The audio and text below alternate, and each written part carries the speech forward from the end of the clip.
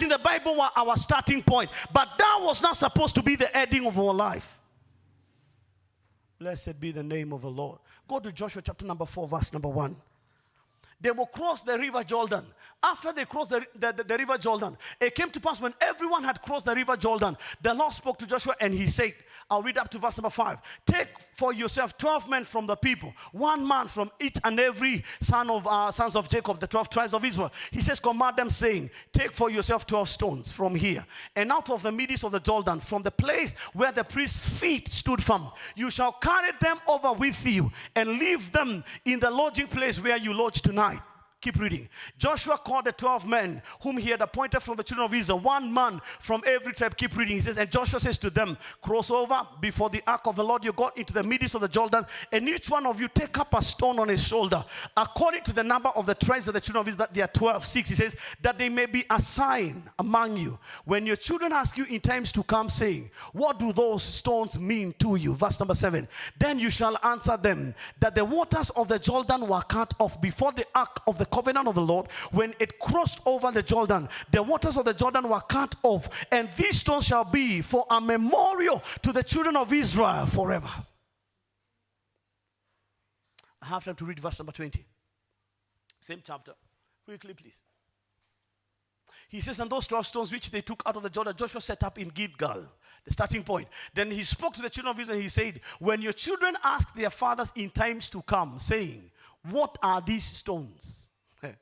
You shall let your children know, and you shall tell them, the children of Israel crossed over this Jordan on dry land.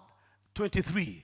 He says, for the Lord your God dried up the waters of the Jordan before you until you had crossed over, as the Lord your God did to the Red Sea, which he dried up before us until we had crossed over. Finish the sentence. He says, that all the peoples of the earth may know the heart of the Lord, that it is mighty, that you may fear the Lord your God forever.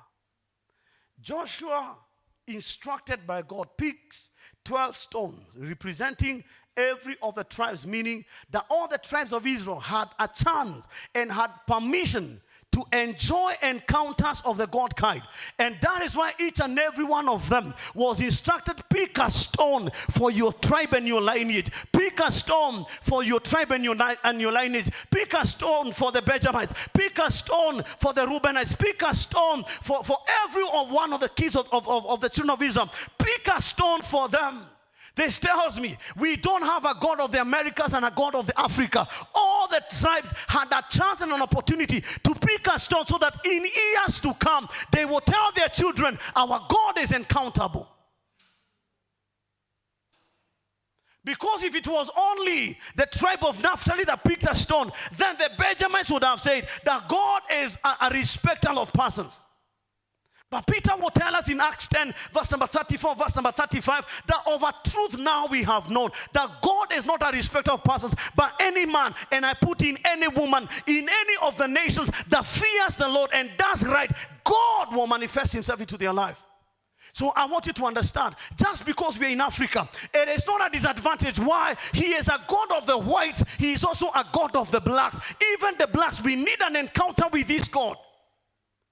Hear me, child of God. The explanation behind, or the revelation behind picking the stones from the center of the river Jordan and placing the stones in Gilgal is so that in years to come, children were to be born. And when these children will be born, they will look at the stones and they would ask their fathers, why are you people mad? Why did you put stones here? And their fathers will tell them, this is not a sign of madness. This is a sign of an encounter. My question is, 10 years from now, what are we going to tell our children? 20 years from now, what are we going to tell the generation that is coming after us? There is pornography everywhere on the internet. There are dating sites everywhere on the internet. As in, you look at it, it's like a bottom-up world. Everything is upside down. What are we going to tell them? Because understand, a day and a time is coming, and now is where words will not be enough. Amen. One of the greatest men of God we know